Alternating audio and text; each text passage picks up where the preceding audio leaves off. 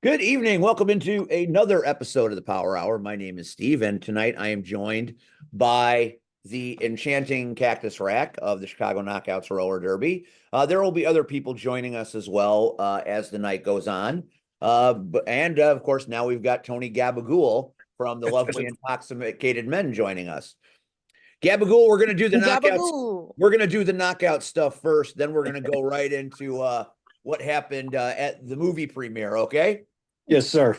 Hello, So stick Cactus. around, have a little Hello, fun, take a load Gabagool. off, and listen to the lovely Cactus Rack expound about all of the chaos that occurred this past Saturday at the final premiere bout at the HF Auditorium. And to my good friend Cactus Rack, I give you the floor to wax poetic about what should have been one of the greatest moments in time. Okay. Well, obviously the team I was on won. Well, that seems to be that seems to be a recurring concept, doesn't it? Yeah, it does, doesn't it? Um, so I'm just saying for, future bouts where the Crushers aren't playing, you might want to work super hard to get me on your team. You'd be a great free agent. Yes, but Crushers forever. So it was Rumblers versus Haunters, and unfortunately this is our last premiere bout. So it ended up kind of I guess being like a de facto championship bout, even though it wasn't even close to the playoffs. It just happened to be the last bout before the cutoff date. The last premiere bout, I'm sorry, before the cutoff date. So it's really bittersweet moments. There was a lot of sadness. People were actually moving really slowly, and everyone was talking about how it just had this feeling of like, if we don't start, it won't end. I mean, that's a lovely sentiment, and isn't that true with all things? When you're kind of bittersweet about something ending, you get those feelings, and it's real. But you know what? When it comes to the knockouts, it's not really ending. It's just a version of it ends. But as one door closes, another door will open, and hopefully the door will be to that bank track that we've been looking to do for such a long time. Yeah, fingers crossed. Oh, apparently my dogs are acting up. I don't know if you're going to hear Hazel yelling at them. It's been that kind of day here. Yeah, so we started off in the first half. The Rumblers were actually down quite a bit because, and I mean, maybe not because, but I will say that I did get knocked out in my first jam. Oh my God, the first one? Oh, My very first jam. So I was on line 2. So there was line 1 went out for the first jam, and then line 2 went out for the second jam. And the jam had just ended, the bell had just rung, and my skate locked. And afterwards, I'm pretty sure that it was gum or some other sticky substance because it was stuck to my skate that I had picked up off the track. And when that happens, you're fucked. If it's like, if you so much as like bump into a rock when you're on quads, like if your balance isn't fantastic, you are going flying. So to have a piece of gum or whatever sticky substance it was on my skate, it literally basically like emergency braked my skates without my awareness. So, and actually I've had this particular injury before, so that made it even scarier. Essentially I went flat down on my butt really hard. And in derby we say pick a cheek. You want to fall on one of your butt cheeks. You don't want to fall on both. That's for sure, because what happens is my spine was jarred, and then my neck snapped, and I hit my head. So I thought I broke my neck, honestly. So I was kind of like, when I landed, I was like on my side, kind of like tilted downwards. And I just remember like Penny thighs, and then Sugar's brother is a physical therapist who's worked with us a lot. He came and he came out to help check check my head. And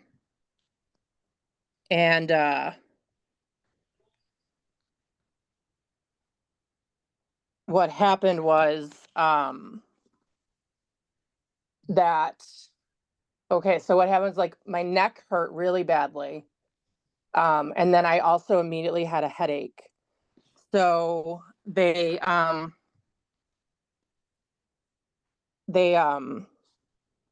sorry, I'm like trying to remember it all because it was such like a scary experience. Maybe you had a concussion. I don't actually. I was neurologically cleared.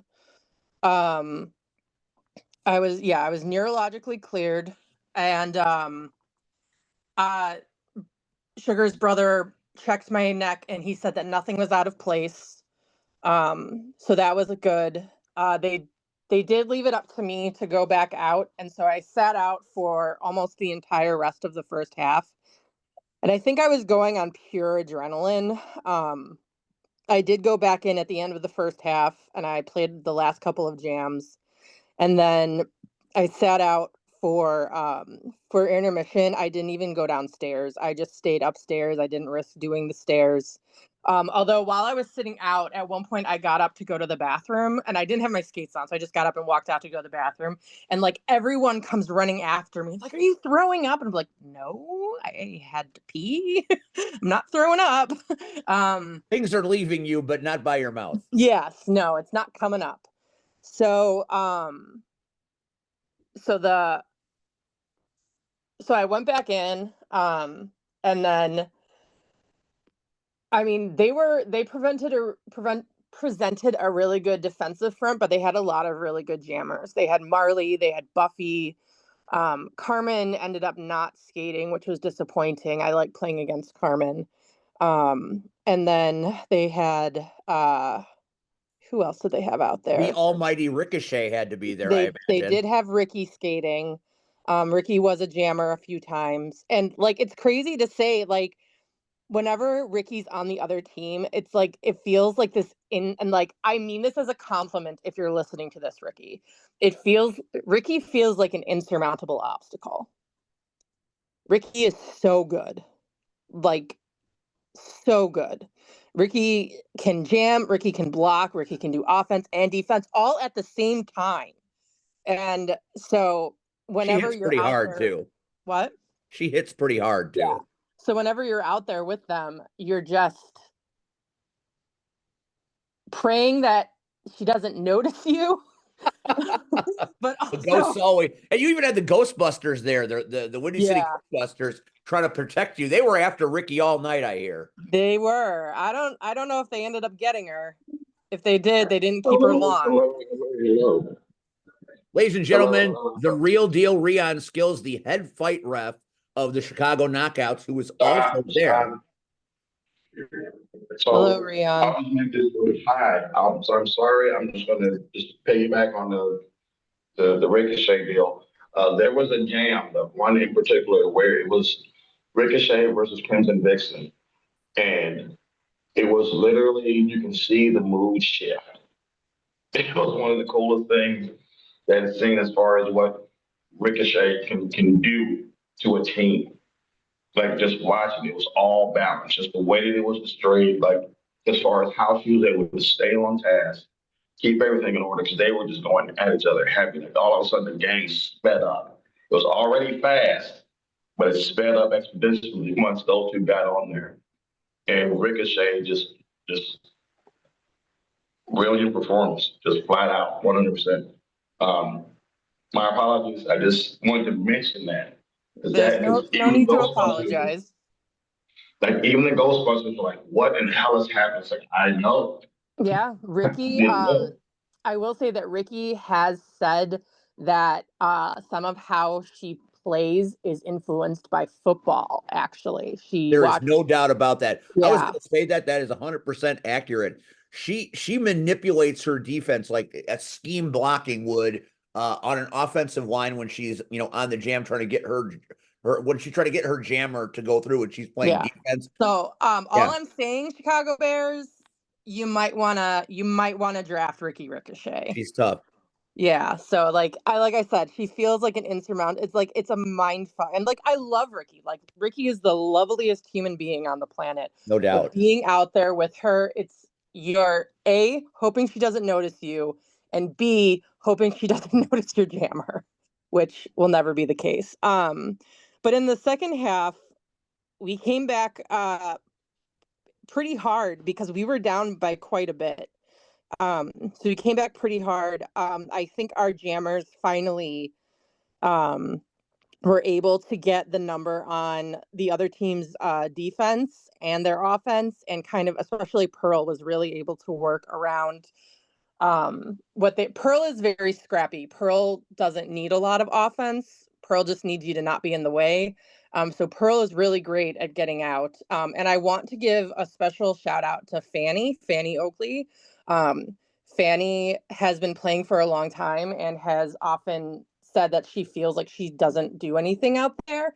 And there was a moment when you could clearly see that she was the only thing standing between the blocker and getting, not the blocker, but the jammer. Like our own team was holding on to her because they were going to be forced out and the jammer was going to be able to get through. And Fanny didn't let them, like actively did not let them get through. And so that's we want to give nods to the veterans that have been doing this and like played all these games and have been doing it for decades. But then there's people like Fanny, where when it clicks and when you see it click, it is just the most exciting thing to see. It's like, you can do it. You just did it. Look at what you did. It was you. You prevented the jammer from getting those points. You prevented the jammer from getting out. Um, so in the end, yeah, we did take the win. It was very close. I don't know what the score was. There were some scraps. There was a fight. For some reason, the Haunters had the nerve to attack Grumpy right in front of our bench with her own lasso. So that was interesting. It was a good game. I think we all really wanted to have a good time because we don't know when the next premiere bout is going to be. Um, and when it comes down to it, at the end of the day, this has been personally my community for 10 years. And a lot of other people has been long, just as long, or at least 5 years. And then there's some that have come in the last year or so that have immediately clicked. So when something is such a part of your life and it's a part of your routine, my life has been based around Derby. Like, to the detriment of some of my friendships outside of Derby. Like, I go to practice on Thursdays, I go to practice on Sundays, I have bouts on Saturdays. I'm not going to skip a bout to go do something else, no matter how much someone begs. Like, this has been my life. And so now, and I know that a lot of other people feel that way. And so now being presented with, we only have one more bout after this, and then we don't know the next time we're going to bout together, is just like a really bittersweet moment. Um, the Homewood Auditorium has been a fantastic home, and it really sucks to lose what you think of as home.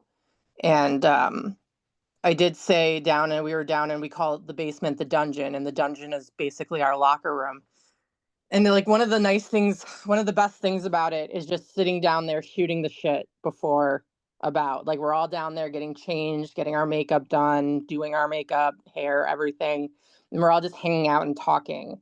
And it was like, we have to find some ratty, dirty concrete basement to hang out in until we find a new home. So yeah, next bout is June 14th. It's going to be spicy versus sweet.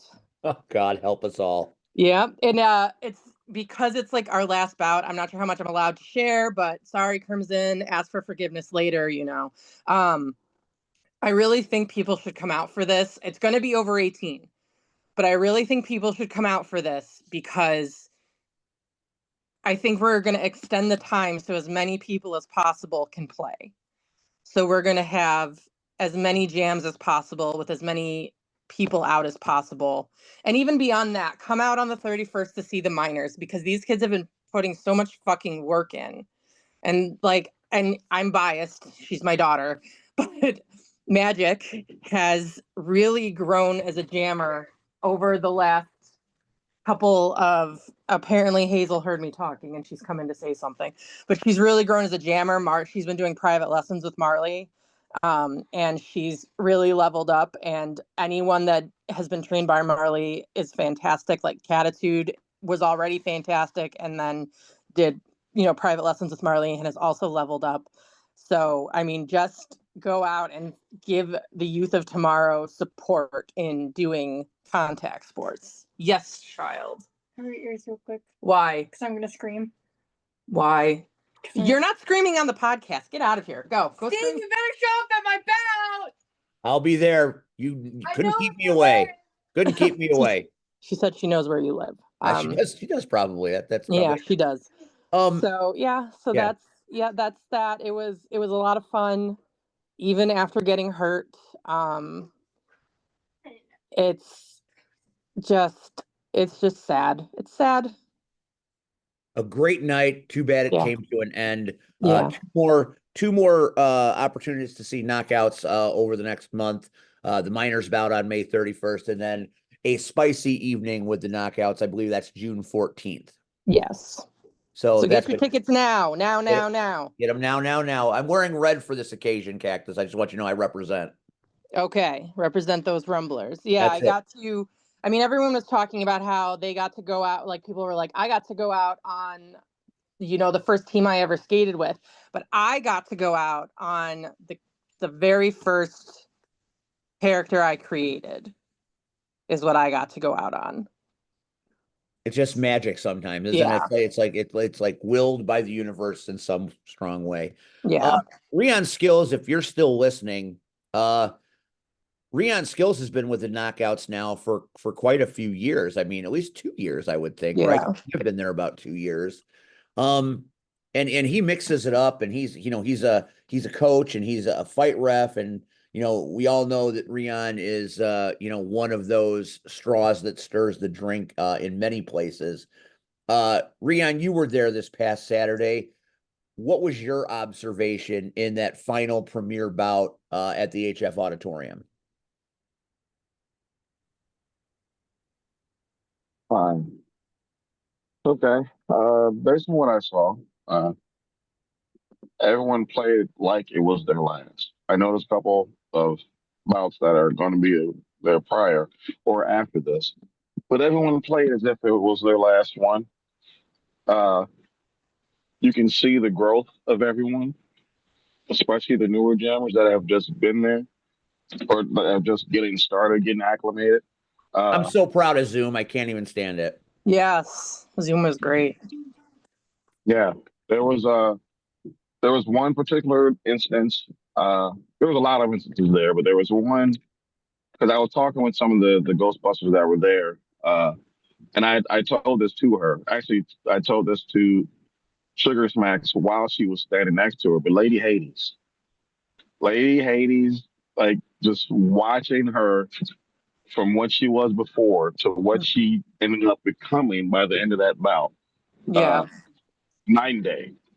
The way that she was able to handle the fights, the way that she was able to handle it was the first time that I actually saw like probably her best performance, not just as a character, but as a jammer. Mm-hmm. Like being able to hold her line and being able to control what like she was able to dictate.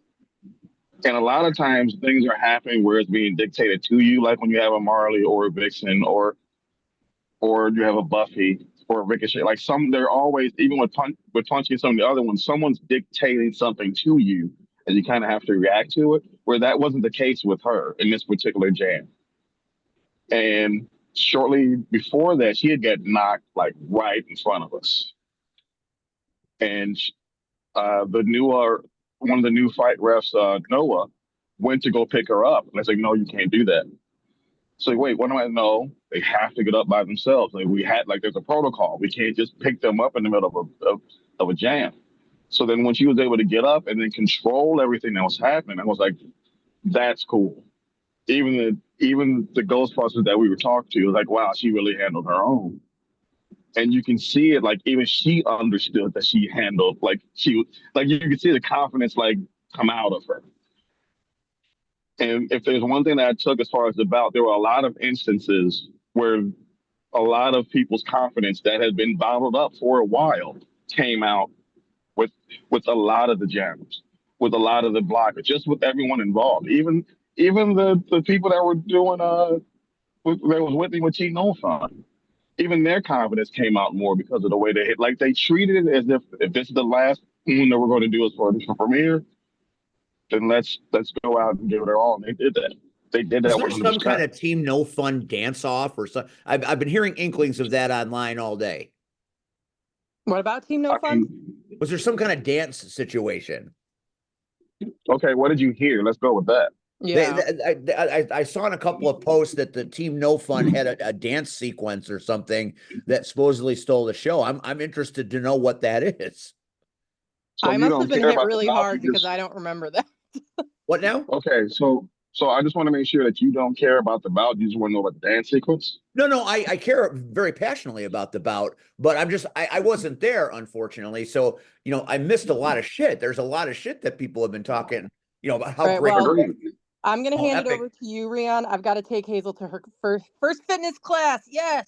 So I love you all, and I will talk to you all later. Bye, girl, bye. Bye, girl. Bye. That, of course, is our favorite knockout Cactus Rack. She'll be back next week, or hopefully in a few weeks, to talk about the minors bout. And before we continue to go with Rion and what he's going to say, no see Red tonight. He tried to come on. It's a deeply personal time for our friend Sean these days in the anniversary of his father's passing. And we've all lost loved ones, and it can have a profound effect. And it affects him every year because that man was Superman to see Red.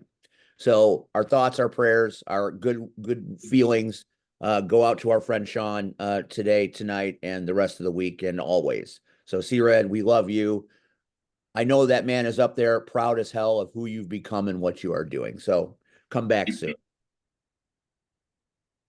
So yes, getting back into it, I want to know all about the bout, of course, but I never have heard Team No Fun coordinate to do anything, let alone a dance. So I just was curious. Okay, so with this would have made more sense as far as what was happening with Cactus being. But do you remember when Cactus said that she got rocked on her first jam? Yes. Okay, so what happened, or at least, well, you've seen it, but for anyone that has not seen it, what they normally do is that they give us a protocol to where if someone is injured, that we make a wall in front of them, uh, just so they can like gauge what's happening. But they normally when that happens, it's like a weird silence. Um, so one of the things that I've tried to do is to break the silence because there's a lot of tension that takes place because everyone's like on edge trying to figure out is everything okay. And I'm personally fine with everyone going back and forth to make sure that like all the skaters are fine. But it doesn't help if everyone's tense because everyone's in a panic or is like on the edge of their seat, waiting, like they're gasping, waiting for someone to move. So one of the things that I've tried to do is there's no way around it, is to distract everyone. You remember this, Steve. Remember when they told everybody to twerk? You told me to twerk for no damn reason. You remember this. This is the thing that happens. It did happen. So like he literally, Gabagool, he literally said, "We're here now. We're here now. This is what we're gonna do." He said this. He uses my I words re-on him. I because he reverse thinks it's re-on him cheeky. for one evening. Yeah, he did. And he thinks it's cheeky and fun and all this other stuff. Here's the problem with it is that now people are expecting it. So now I have to go out there and do this Always a thing. I catch. don't want people to get hurt. No, stop. Listen, I don't like people to get hurt, Right. especially in that environment. Like there's no way around it. But if there's going to be an awkward silence, I'm like, no, we should probably go out there and do this thing. I had someone shadowing and I had to make sure that he understood this is what you signed up for. So the beginning, I went out there and just started dancing. You're gonna have to dance with me. And he was nervous and he stood around and we did our thing. Um, I'm currently driving, so I can't just show stuff. Uh, the ultimately that was the first scenario, but because of what happened with Cactus and the nature of the injury, as well as what was taking part, at least what was happening with the track, it didn't. They didn't. She didn't get up right away, and they didn't just break right away. So then, when she actually did get up, and everyone was separate, they're still trying to clear the track. So there was like a weird 5 minute like time delay. So ultimately, Team No Fun, there's no way around it, had a weird dance off. I didn't see it until the very end.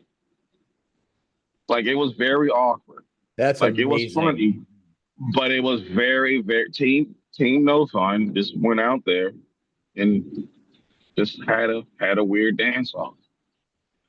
Oh, that's such a magic moment. That's something that will go down in the annals of the knockouts for many, many years.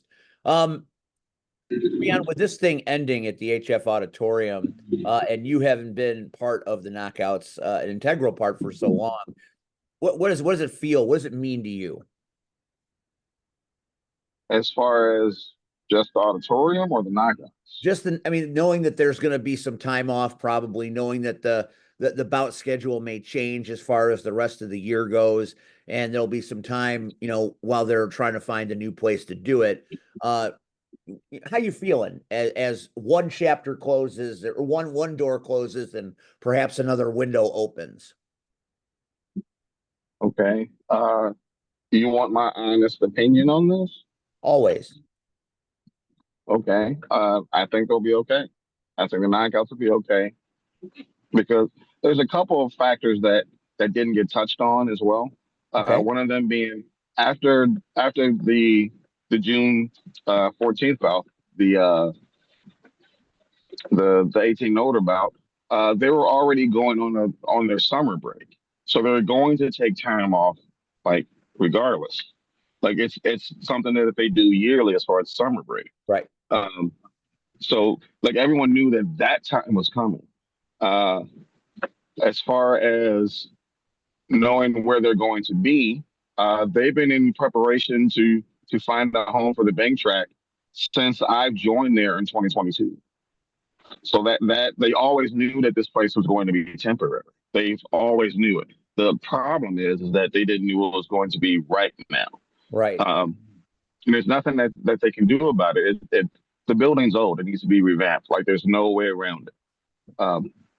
But as far as everything going into it, I for one, like I know that they'll be okay because it's more than just them being the knockouts. Like it's like it is a legit community of different groups. Like the best way I can explain it, and I know this is going to sound like very niche, or maybe it doesn't. I'm not sure, but hold on one second, gentlemen. The way that I view it is that it's kind of like Bob's Burgers in the way that it's presented. But for anyone that doesn't know or has not seen Bob's Burgers, uh, it is about uh, a family of the Belchers and their ongoings through this town as far as them selling to the community, and it's a bunch of like that's a very vague way of going about it, but it's just a bunch of shenanigans that take place. But the one thing that I've always enjoyed about Bob's Burgers is that even when they don't like each other, they love each other. They're in 100% support of what's going on around them. Even if they don't agree with it, they are all in 100%. They 100% are in support of the thing that they're actively doing because they care about the people that are involved so much. And I see that in the knockouts a lot. Like there have been many a times where I've seen them like go at each other and be really because they're really invested and very emotional in how they want to handle stuff. And then you'll see these same people just go have a drink, talk it out, hug it, everything else. Like they're just we'll go in and have like a 10-mile skate. We'll go and hang out and like do a bunch of other stuff. Like because they understand what the cause is. They all know what it is. It's more than just the skating part. And that's the thing that I'm like, the knockouts will be fine. Like, yeah, they have to move and they have to do these other stuff, but the knockouts, the concept itself, they'll be fine. Sorry Well, for that long-winded explanation. no, that was fascinating and well spoken, and I always appreciate that kind of insight. For me, it's just it's bittersweet. I mean, I know we'll do other things down the road, but I've been so fond of being one of the voices of the Knockouts for as long as I have been. It is a fantastic place to work. They are fantastic people to hang around. The fact that they came out and did a bit of cross promotion with us at Rocket Pro, and they've been at IPW, they're family. And like I said, when visiting family goes away, it makes you a little bit sad, and we hope that the gap in time is a short one. But until we get there, we'll enjoy the minors bout, and we'll enjoy the spicy 18 and under bout, and those after hour bouts, man. Gabagool, you better watch yourself if you come out to that one. You'll see some things you've never seen in all your years on this planet. This ain't old style in a can, my friend. I'll be there, man. But the Knockouts is it's a magical place to work. It's a great family to be a part of, and it's such a fulfilling thing to see a village move a mountain, and that's what they do each and every time they have a show. So we love it. We're glad to be a part of it. And we look forward to many more exciting adventures along the way. Now, while I still have you two, before our guest, Maurice, joins us at about 8:05, I have missions for both of you directly, because both of you have knowledge about things that maybe I don't have the knowledge about. So I'm going to start with Gabagool, and I want to hear all the details about the movie premiere at Hollywood Boulevard for Rocket Pro Wrestling. Oh, the man with the background is ready. How about it? PX, you could never. All right. Okay, What the Steve. hell is going on between you and PX? What is this? What is this nonsense? Friends turn foes, it's Well, all over the map. If you don't mind me doing a selfish plug real quick, because Memorial Day, you got to tune in. You got to see the case race. All right. There's going to be a case race between PX and I. Whoever can drink the most old styles out of the case of beer will become the undisputed LIM beer drinking champion. Okay, Where is this happening? It's going to go down on the YouTube, Steve. Where are you doing this physically? Oh, in my backyard. Like I said, I might need an address. Look at that. I might have to make a special appearance to make sure that everything happens on the up and up. I mean, look at that beautiful belt, Steve. PX has been so jealous. That's what this is all about. I got to put him in his place. I'm the commendatory, and he won't acknowledge me. He acknowledges Rion, rightfully so. But before I get off on a tangent, the mission that I'm here for, I'll get back on track. So the premiere, Kicks on 66, was at Hollywood Boulevard. And Steve, I wish you could have been there. I know you had really important things to do. Congratulations to your stepson. Hell of a kid, man. Thank you. Shout out to Hollywood Joe, who runs the bar. This guy comes up with the most amazing drinks. I love Hollywood Joe. That dude's a good kid. That's a good dude right there. Absolutely. He comes up with the best drinks. He runs that bar half the time by himself. He's a trooper. The Cash Money was my favorite drink on the menu. I shared a few with Corey McHenry, and on the red carpet, we caught up. Now, unfortunately, we lost the footage from the red carpet. We probably had 1, 2, or 5 too many Cash Monies, but it happens. It does. The internet and the electronics don't always cooperate. I've lived that life. We gotta check out Wabistics. I heard they're doing amazing things. Now, it was a great event. Anybody who hasn't been to a premiere of Rocket Pro Wrestling, a showing at Hollywood Boulevard, you're truly missing out, because there's a meet and greet before the show. You can meet the stars of Rocket Pro Wrestling. You can mingle with them, have a drink, and when you're watching the movie, they're sitting right there with you in the crowd. So it's really a cool experience. On top of that, Steve, I had to unfortunately witness this again, and I hate to bring it up, but I had to see this on the big screen, man. And it's just, I was so distraught by it, I had to go get another Modelo. I know. I watched the episode where you were watching it go on in live time, and I appreciate the fact that you were so worried that you had to drink more for me. It warms the cockles of my heart, I assure you. I will do it anytime you need me to, Steve. Okay.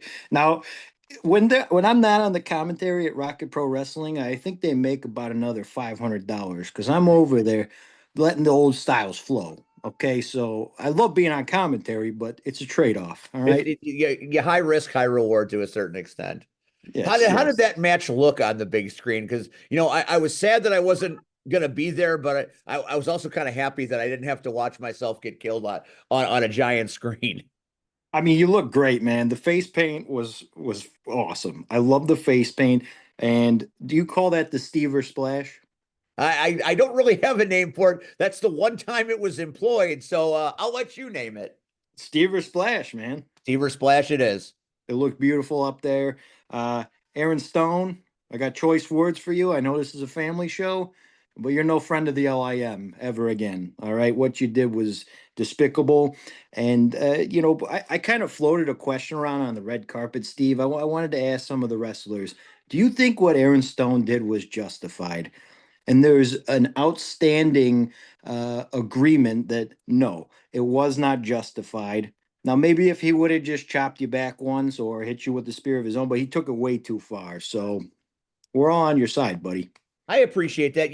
Having sat back and thought about it for a while, I said some pretty negative things about Aaron Stone on commentary during his losing streak. In my own way, trying to fire him up to bring him back to the man that I had a match with that I respect more than most. So I watched the chair shot, and he got me, boy. He got me good, rung my bell hard. I walked out of there with a mild concussion, but I don't fault him for it because I think I understand why he did it. So I'm not gonna have an axe to grind with Aaron Stone. He did do something for me that nobody else has been able to do. What you see right there, me laying in that ring, is the last time you will ever see me in a ring, in tights, with shoes, doing anything like that, because the amount of time it has taken me to recover from that, I was not prepared for. I have come to the realization that, I've been given wonderful opportunities in this business, maybe some that I didn't even deserve. People took leaps of faith on abilities that I have minimally. Whether it be at IPW, RPW, when Crash Tested was doing their thing. You know, I say it in every promo I do. Not a wrestler, but I'll fight you. The shtick. I mean, I've learned some pretty cool things from some really talented wrestlers. Rion being one of them. Steve Boz, Hunter Payne. I have had instruction from people that really know what they're doing, and they have kept me from hurting and getting hurt. But there's a time where that bell goes off, and you just are like, there's just no way. And waking up the next morning feeling like I got hit by a bus. I accomplished more in a short in-ring career than I ever dreamed possible when I got into this back in 2014. The only regret I have is I never got to go through a table, but at this point I'm willing to live without it. Because I learned every lesson I needed to learn, and I learned most of them on that night in that ring, and I had friends and family there like I've never had before. For a career, in-ring career, to end the way mine did, even though it was in tragic loss. The circumstances with the knockouts all around, and in one of my favorite locker rooms, I don't know if I could ever do any better than I did that night. So I'm at peace with it. Maybe they got me in the end. I could be, narcissistic and say, yeah, just wait till Season 7. I'm coming back, and I'm gonna no, they can have it. They can Yeah, have think it. about it. Think about it. Do whatever you want to do, Stone and Shaq. If you wanna start the new Soul Touches and have Red help you out, whatever's gonna happen. I don't know what's gonna happen. I don't even know if they're together for real, but what a hell of a ride. How did that main event look on the screen? It's insane, man. And I told Tristan Hayes this on the red carpet. It's unfortunate, so I'll repeat it here. I told Tristan Hayes that what he was able to do with Buddy Roberts Jr. and the Youth Gone Wild and Rat J Flywheel and the legend Mike Anthony as special enforcer was one of my all-time favorite moments in professional wrestling. They told a beautifully violent story, and those montages, Steve, they had me with the most like goosebumps from head to toe, Very emotional. tears coming down my eye, and it was just a beautiful moment, and just reminded me why I love professional wrestling. So even on the big screen, just as cool, and you just get to live the moment again. It felt like you Yeah. were back there. That was one of those moments in time that you have to be there to appreciate the scope of it. And I had come back from my match. I had gotten clearance from RPW Medical to sit on commentary in that final match. Though I took a little bit of heat for it, I don't apologize for it, because that was a moment that I wanted to put a stamp on. So the perspective was perfect, because it needed to be. It was the culmination of years. And, if I'm the voice of RPW, like even Michael Allen says, I feel like the voice needs to have the final stamp on the season finale. So even if they had to wheel me up there in a wheelchair, the only way I couldn't have done it is if I would have been taken to the hospital. They elected not to take me to the hospital. They said, go do it. Just be careful. So I did it. And, I don't regret it. I'm not sorry. And I think we did. I like to think that I did some of my finest commentary work in that moment. I've had my Jordan moment where I was playing hurt. Absolutely, you're the GOAT, man. There's a reason. Um, Beautiful match, all the chaos in the world. Uh, Hell, I don't even know if you caught this. I passed Buddy Roberts Jr. the LIM championship during the fans bring the weapon match, and he cracked Tom Heisman over the head with it. That thing As is it so should beat be. up. I had to send it in to get polished. This is the old belt, so the new belt's getting polished right It's now. getting a little repaired. Yeah. Okay, so one other moment that I was wondering how it would translate on the big screen, and because of what it was, who it was, and what it meant, it was the moment that I wanted to see the most on the big screen, because I wanted to see the crowd reaction. It was when Rion was introduced to the remix of Can You Feel It that broke into the Tribal Liason, and that whole fucking arena stood up for that man with their finger in the air. Tell me that Goosebumps. wasn't a moment in that theater where people lost their shit. Oh, well, we just did it again in the theater. We had to acknowledge the tribal liaison, and I know he's going to tell me to stop, but you're my childhood hero, for crying out loud. I love you, man. You are my adulthood hero, too, so I'm going to acknowledge you. Oh, boy. Oh boy. He doesn't come on the screen very often. Yes. Oh, boy. No, no, no, no, no. I'm not doing it. Not doing it. Not doing it. I'll do it this way. I'll do it this way. You do know that started off as a troll, right? I don't know if that's true. That is true, Steve. Not now. I'm talking about a ghoul. You know that started as a troll, right? Well, now it morphed into something even more incredible. We're acknowledging you. You're our leader. We're I don't following lead you. anything. I literally lead nothing. But You're I will leading us say, seven. I will say this. I saw some of the photos, and I'm not gonna lie, it was actually pretty cool. But the way that I'm able to stay humble about it is that it started as a troll, like a very heavy troll, by the man that's on the side of the screen. Like that happened. That's a thing that took place. Doesn't matter where you look at it. I'll just if I really want to, I'll just start putting all the evidence out. But I'm not going to, because it's presented itself to be bigger than anything else. And for that, I appreciate it for anyone that is listening to it, because you don't have to. They made it into something that is way bigger than anything that I could have even projected, and that Steve could have ever projected as well. So it works out accordingly. But never forget that it started off as a troll. That's how you stay humble. When you realize that it was a case of malice. It I think turned that's not the it right turned word. into something. Yeah, okay, give me a better word, Steve, because it I don't definitely know. wasn't It the right started off as, a something troll. A troll. that you were presented in the form of Roman Reigns by James Hmm. Emmons. Yeah, I got from that the tribal liaison. I yes, you did. didn't really mean it to be irritating or angry or hurtful Okay, or spiteful. side note. I Side was note. I was making it there was a picture and I'm like, hey, he's the liaison. Now he's the tribal liaison. Acknowledge him. Hmm. That's where it came from. Where's the Hmm. malice there? Very simple. It was in a private chat. It was in a private chat that was made public because of the way that I do things. Because Yeah. for a while, whenever something would happen with my buddy Max Holiday, when he would end up showing his gym photos, I would show my face. Steve started showing the tribal liaison's face. And then everyone saw it to the point where I was going to different shows. And then people were acknowledging me there. So, like, okay, this shouldn't be a thing because we don't run in the same circles, Max. So when those people are acknowledging me at different shows, I'm like, okay, I'll just let this die down. It'll just fizzle out eventually. I don't have to worry about it. A year and a half later, it's gotten bigger than I could ever actually imagine.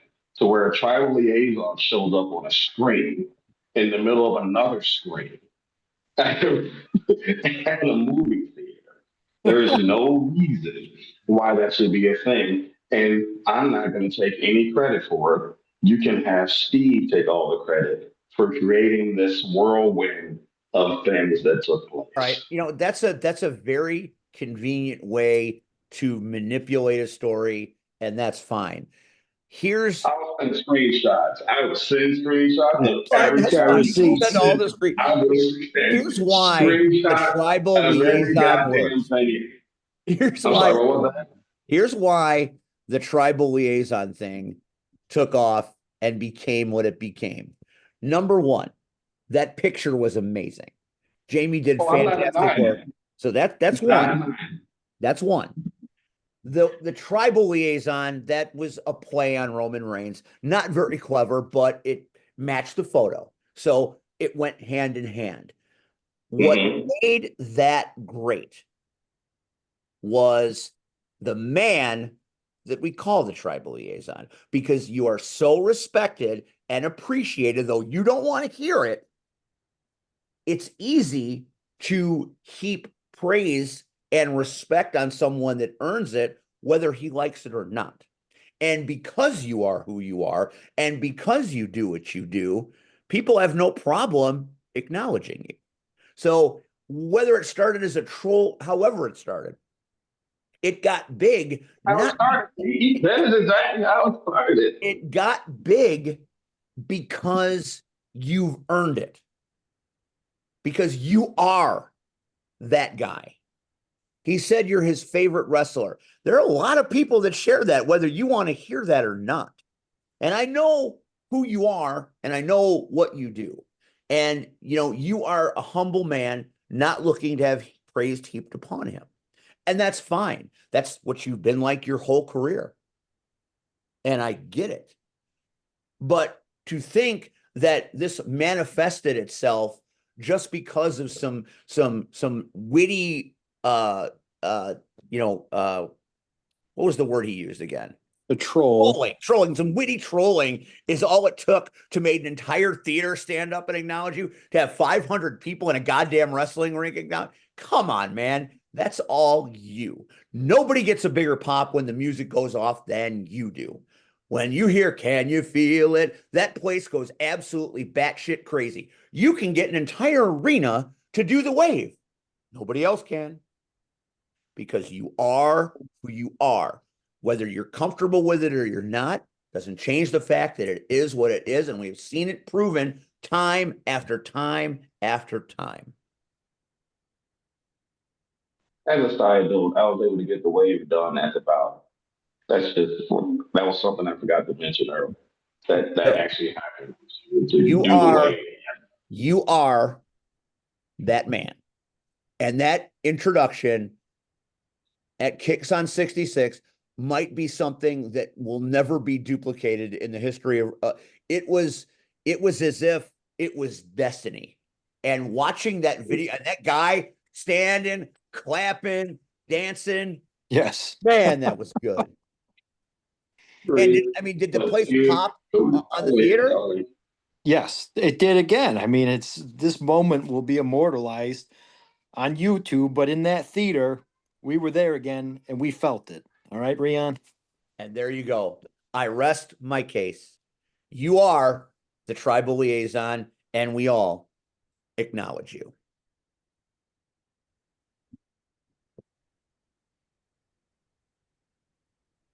Well, let me up here to present something else.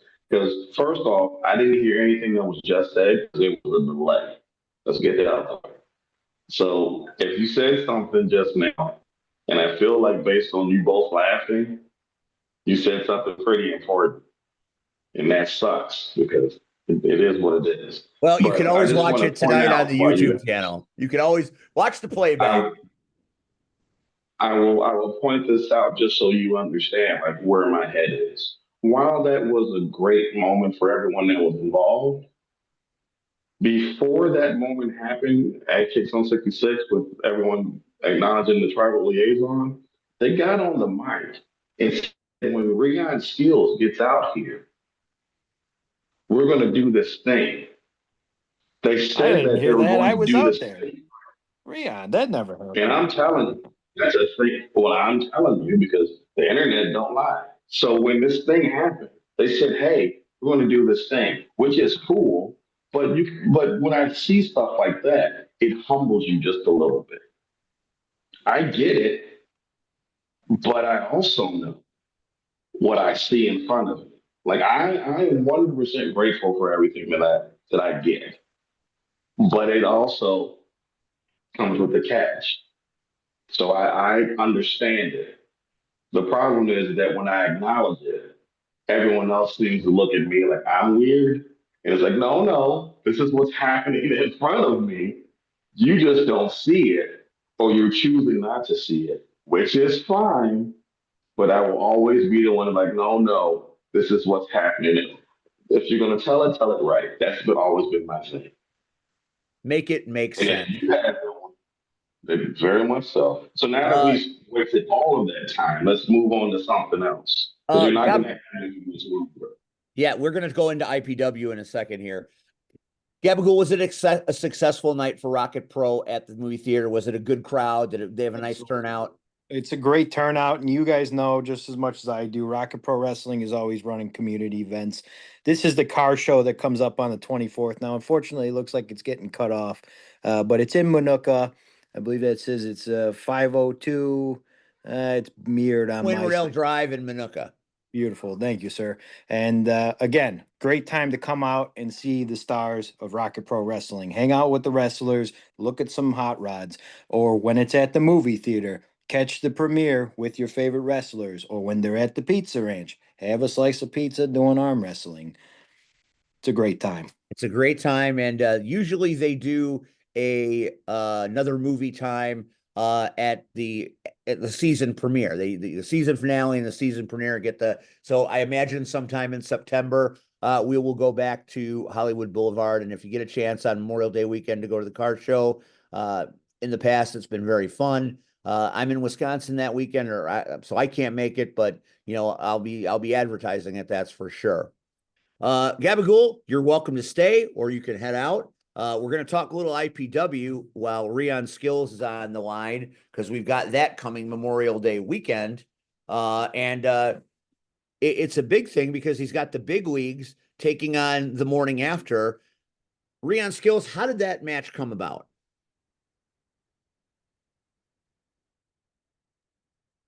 Sorry, going back and forth with other stuff because I am still actively doing other things. That match came about for two reasons. One, uh, in November of last year, the big leagues tried to attack me previously. Uh, my buddy Max was there. And ultimately, I said, you know what? It's fine. We'll just take care of all this in a match. And IPW shut down shortly thereafter. Uh, Fast forward to last month, where I was able to ultimately bring back IPW as far as getting everything in order, as far as running the actual operations. And there's no way around it. Tadbro came to me and literally said, "Hey, we're supposed to have a match." And I was like, "Well, I'm sorry, no one remembers what happened 5 months ago." As you can see, I'm wrestling Damian Gray. We're not doing this right now. Then I had him escorted because he had to go into the Champions Eliminator with Aaron Stone for the Zero Gravity Championship. Uh, he then got mad because he lost in the Champions Eliminator, and then waited until I was getting ready to pin Damian Gray to attack me, which I kind of saw coming, which is why I asked Max to at the very least stop by, and now we have this match coming up on a Sunday because of it. Because if he's gonna keep attacking me, I can't stay neutral as information liaison. I can't. So I need to get that out of the way. So that's what I'm going to do. Other than that big match, which that's if that's not worth the price of admission, there's a lot of other cool things. And we say goodbye to Gabagool. He came on and stayed a little longer than we thought he would. He was helping us out because I wasn't able to be there. I wasn't sure Rion was at the Kicks on 66 premiere. So I wanted to have somebody that was there talk about it, and that was great. So thanks to the LIM for loaning us Gabagool for a few minutes this evening. Our guest tonight will be on in about a half an hour. We've got Maurice coming on tonight. I'm here with Rion Skills. Cactus Rack was on earlier. She had to step away. Seawright is off tonight. He'll be back next week. And we continue to talk about IPW in Richmond Park on May 25th. Continue, Rion. I'm not sure where you want me to go because you said there was a lot of things that were happening, but there's a lot of things happening. There's a champion showcase match, if I'm not mistaken. Yes. How did that happen? Talk a little bit about that. Long story short, as it will be explained on a Sunday, ultimately the champion showcase normally it comes with stakes. The last time they had one, it was ultimately where the champions got an opportunity to wrestle, or the winners of the showcase got an opportunity to wrestle for the medallion tournament, where the losers had to defend their respective championships in the same show. Whereas this time, the winners will get an opportunity to wrestle for the league championship, held by Miles Mercer. And the losers will not only have to defend their championships that same night, but they will also have their opponents picked or chosen by Miles Mercer himself. So that in itself, it's as far as a win or go home, that is a very, very intriguing scenario. And once again, you have many champions from many places coming out and are going to be in attendance at IPW. First and foremost, Rocket Pro Wrestling champion Steve Michaels will be in attendance. And then we've got the Wrestle League champion Humick will be in attendance. Not to be outdone is the C3 Ultimate Champion D'Angelo Steele will be in attendance. So there is a lot of gold going to be in that building on Sunday, the 25th. Great. For anyone that's watching this, forgive me for not being able to rapid fire everyone that he just explained on the screen. Because for whatever reason, he had so much confidence in me that I will just, when he says it, I'll just have it on the screen. So forgive me, because I'm actively doing other stuff. So just give me a minute as I try to find this other one, because he mentioned these three champions I mean, those are Not three very popular promotions that are being represented by their champions. And do we have any ideas as to what the champions will be doing? as far as I know, they will be in attendance. It is weird because, and this is going to sound very uh, ridiculous, but as far as from what I've seen, since Miles Mercer has become the league champion, uh, he was requested, which he can do that because of him being a league champion, that we go back to the old rules. Uh, and my response, as well as the board's response, was that the old rules never left. Just no one ever enforces them. Because there's normally, and I don't want to say that there's a pecking order, but there's a tier as far as the champions are concerned. Uh, and Miles, at least from what I've gathered, as far as Mr. Mercer likes to be called from time to time, is going to address that at this very show as far as what's happening with IPW in itself, as far as why you have multiple heavyweight champions as well as top champions showing up, like why they are there. Um, I know why this is the case because I've since the inception of IPW, there has been I don't want to say commandments, but there have been rules that have been in place for these things. Uh, but the moment that Miles Mercer requested the old rules back, and I had to literally tell him that they never left, just no one enforces them. I think he's going to go out of his way to enforce them, and that means there's going to be a lot of perks. One of the things that that takes place now is that there won't be any hosts of the show for a while. Uh, Last year, uh, there was a lot of uh, shows where the host of the event will be able to make matches, and that's one of the things that he's gotten away from. Like for the longest time, that wasn't the thing. That was something that the board implemented, but it was not necessarily in the rule set. I can tell you for a fact that that will not happen anytime soon. The As far as the way that I can describe it is that the champions are going to have more meaning and more purpose, as opposed to being there for the sake of being there. And that's what Miles will explain, along with some of the other people, so you can understand why they're in attendance and what's actually happening in front of everyone. Well, it's going to take it sounds like it's going to be a big show, and it's going to take a big one to beat the heat from the last show, which I've heard people talk about as being a one to remember. So, but you got a lot of great opportunities for people to see great wrestling. Cody Breeze, Angus McDuff, where did that match come from? That was a request. These two gentlemen will be involved in the Sheriff Stampede on August 16th over in Portage, or for Portage County, I should say. My apologies.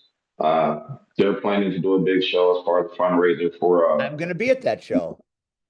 Yeah, they're raising funds for this particular cause. They reached out to me ultimately to get reps, so to speak, to get ready for that event.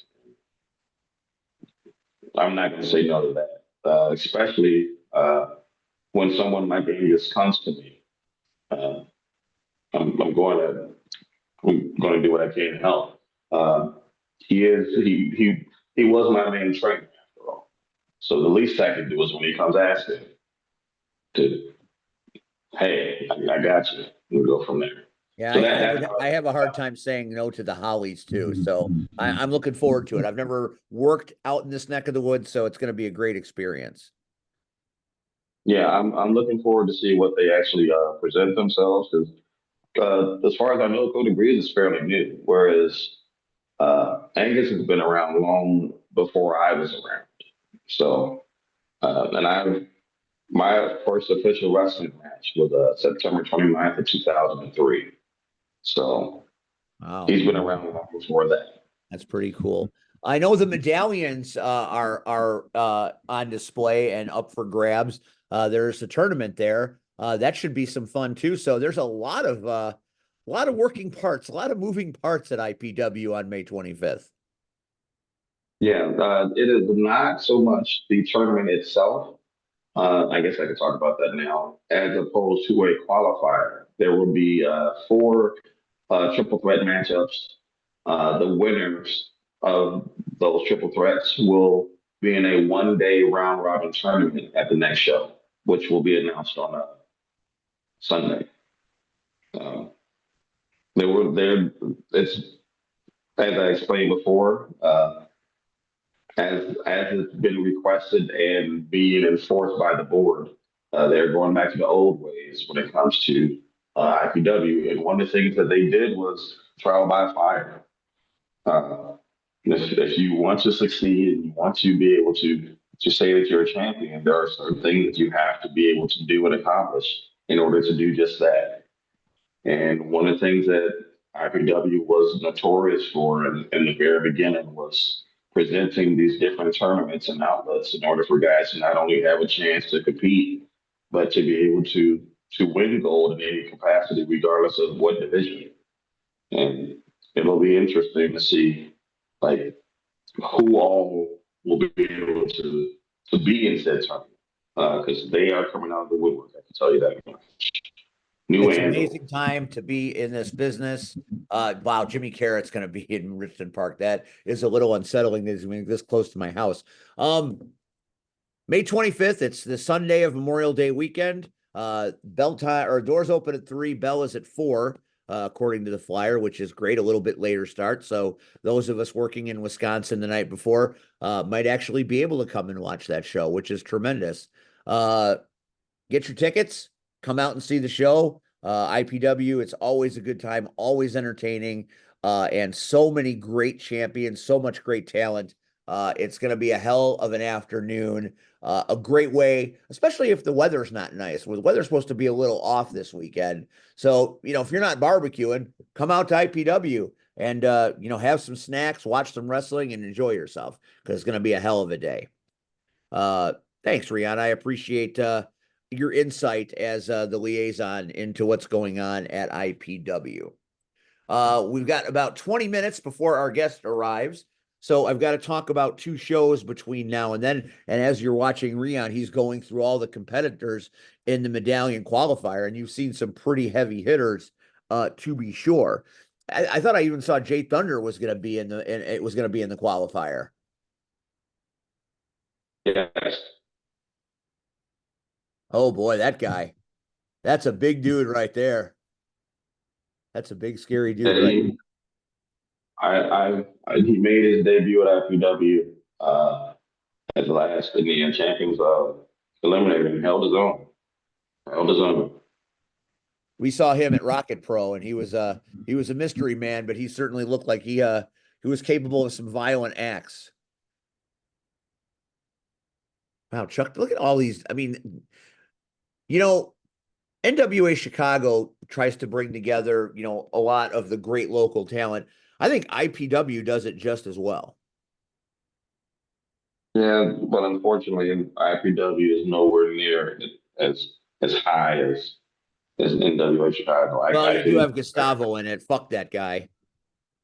If I wasn't retired completely, I still have issues with him. Keep that in mind, Steve. I want to make sure that you remember that you are retired. I am retired. You don't go looking for fights. Well, IPW just sits differently, so you never know what's going to happen there. And there's Big Jay Thunder, one of the most powerful men in the universe. I just like how you just blared past the fact I'm like, you won't be fighting at IPW, but that's fine. Say it again. It doesn't matter. The internet heard it. We'll talk about it on Sunday. All right. And there's Damian Gray, very popular a-hole from Rocket Pro Wrestling. Let's be honest. Former idol, current idol. Do we even know if the idols are still a thing? Probably not. Maybe they are. Who knows? Ah, there's the man. Chris Alpha. Classic is coming straight out of C3 into IPW. Man, you're bringing out all the bells and whistles. Man, Classic's going to be there. Hope I make it back. It worked out. That's pretty cool. That's pretty cool. That's a lot of top shelf talent around the area.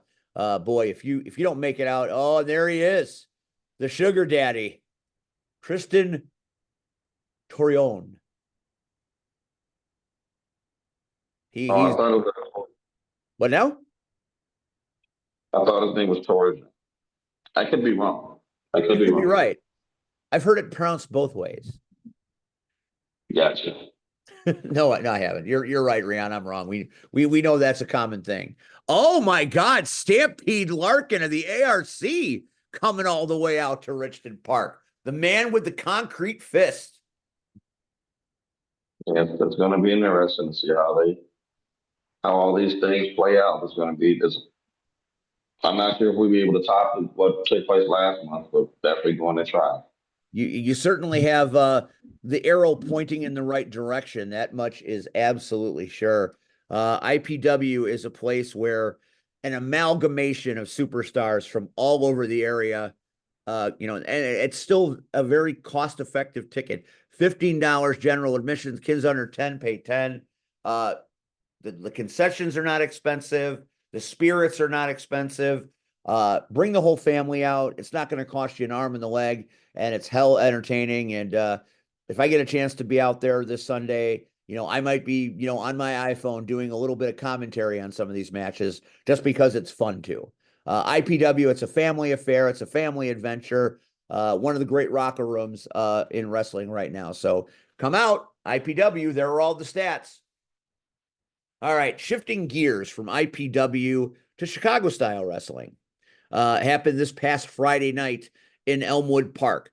To say it was the greatest Chicago style wrestling show I have ever been a part of is a difficult statement to make because I've been a part of some great ones. This show was 4 hours, and most shows don't like to go over 3. We don't like to go over 3, but there were so many big time matchups that happened. It was inevitable.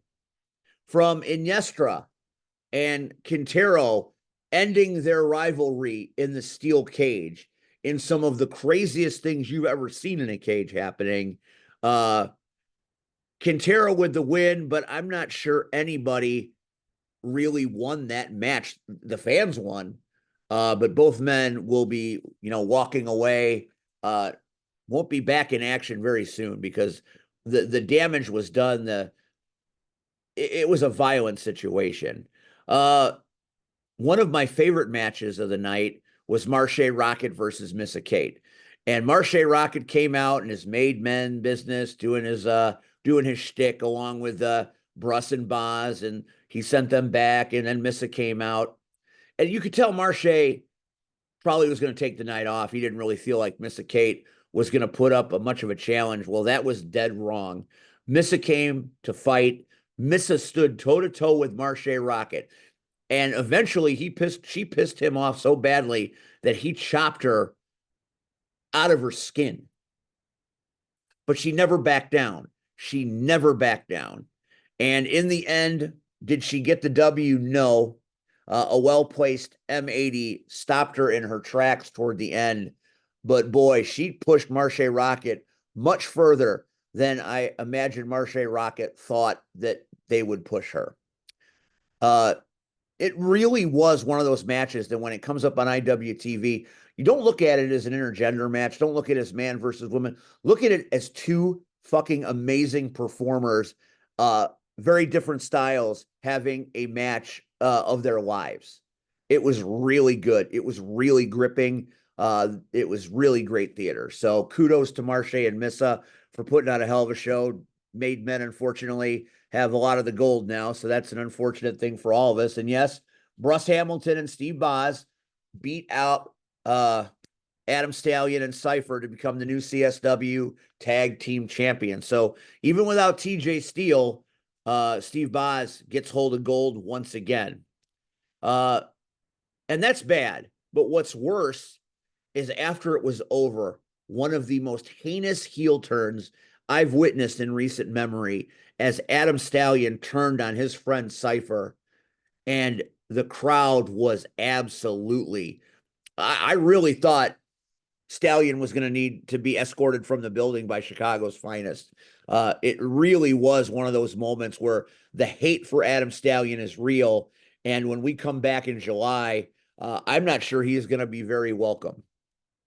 Another feature match that was very impressive that maybe you weren't sure would be as impressive as ended up being.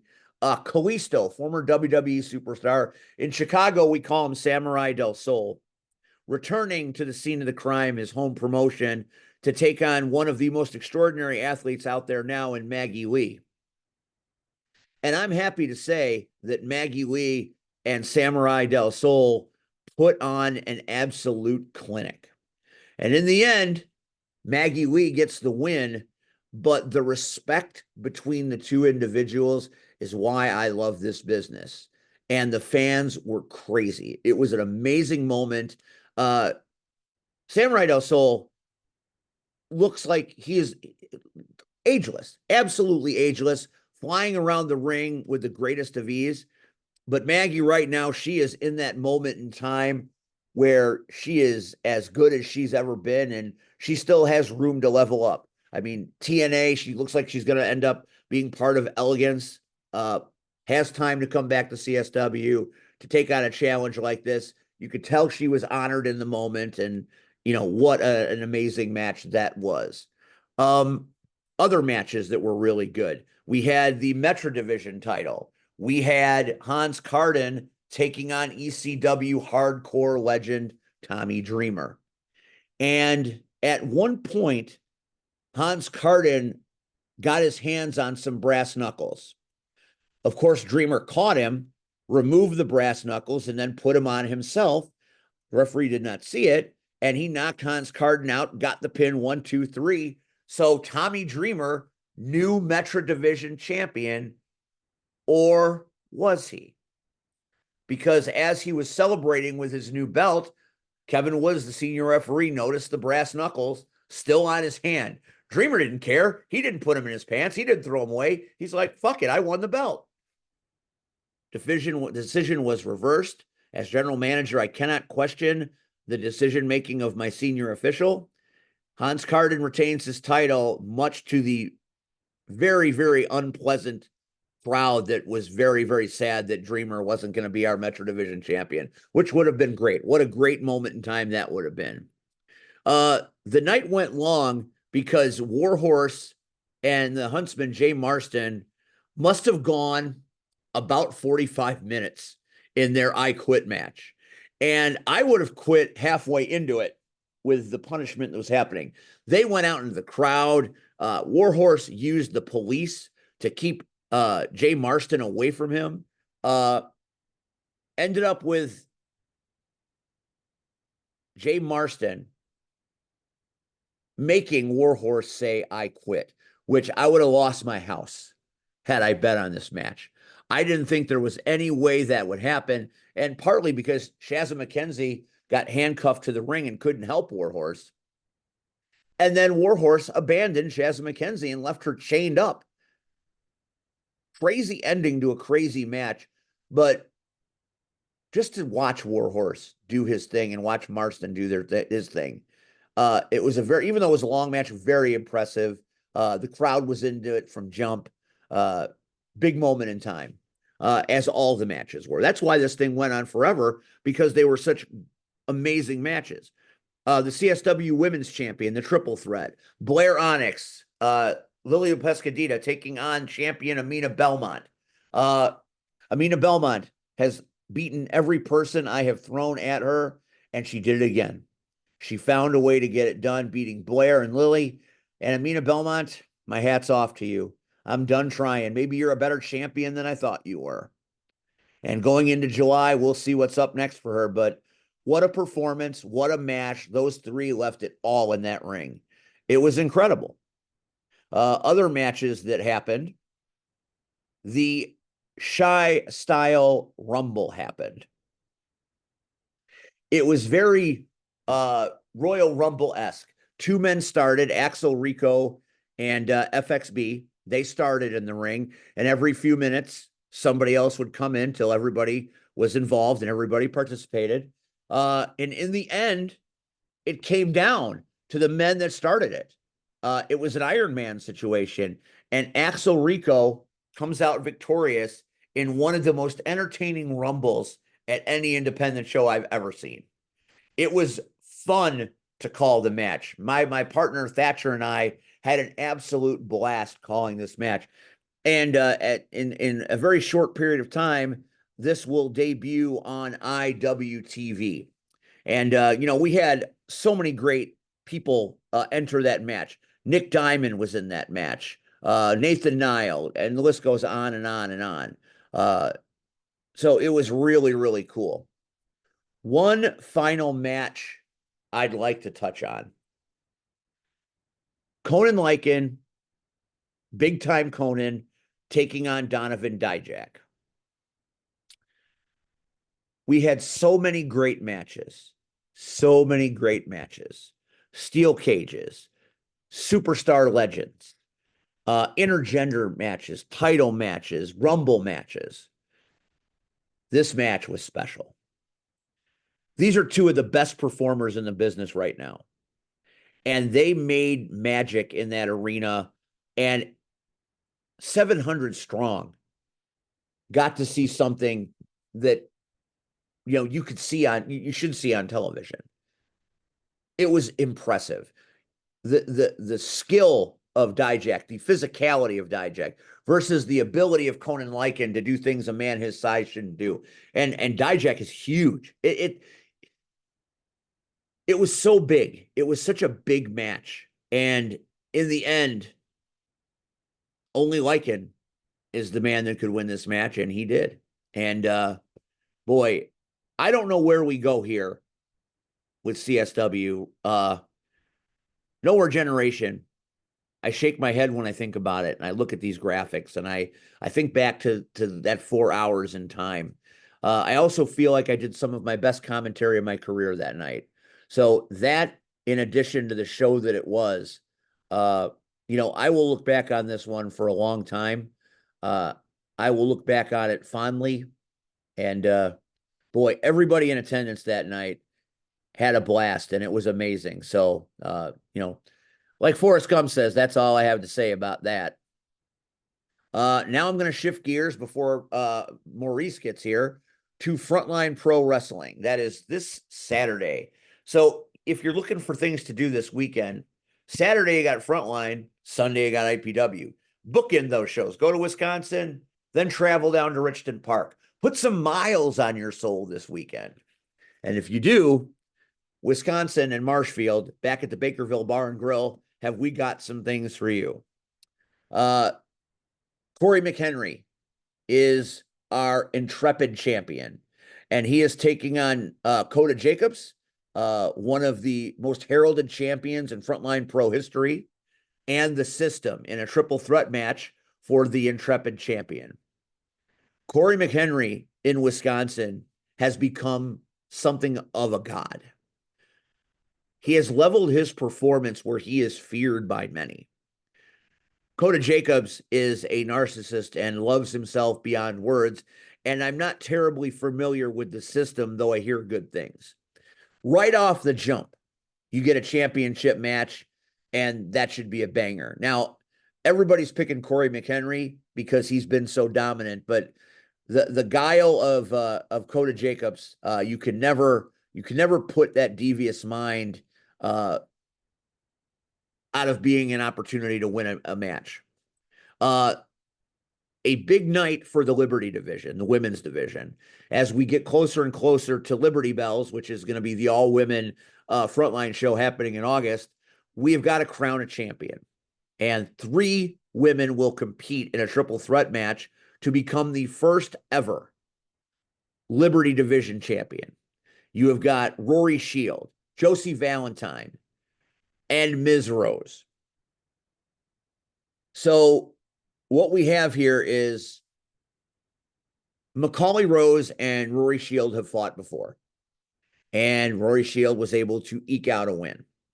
Josie Valentine, she's been around, and Rory Shield has had multiple matches at Frontline. She has beaten Sierra. She has lost to Sierra. She has tried to put her mark on this division.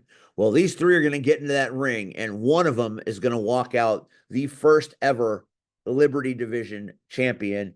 And that means something because Jared Jax is still feasting on being the first ever and possibly only Bakerville champion. So good things are happening at Frontline Pro. Very popular fan favorite Regis Atlas is taking on the Jaguar, Dante Casanova. Now, Casanova and Atlas, they're no strangers to each other. So Honor Bound is one of the biggest shows of the year for the Frontline universe. And this is one of those matches like Lycan and Dijak that could be laying in wait to be the match of the night. If you haven't seen the Jaguar fight, you're missing the best thing. And Regis Atlas, just physically imposing and a really, really gifted athlete. So that should be a hell of a matchup. The championship is on the line, and this might be a tough night for the meat sauce. The wrecker Josh Price has been one of the most popular champions Frontline has ever had. And he will be taking on a man that I know all too well that we just talked about. The Warhorse, the Nihilist, Jake Parnell. Jake Parnell getting his opportunity after winning the Freedom Cup. He takes on the meat sauce. It doesn't get any bigger than this. Could we be living in a world where the Nihilist takes over Frontline Pro? It's possible. Or will the Wrecker do what he always does and bury his opponent?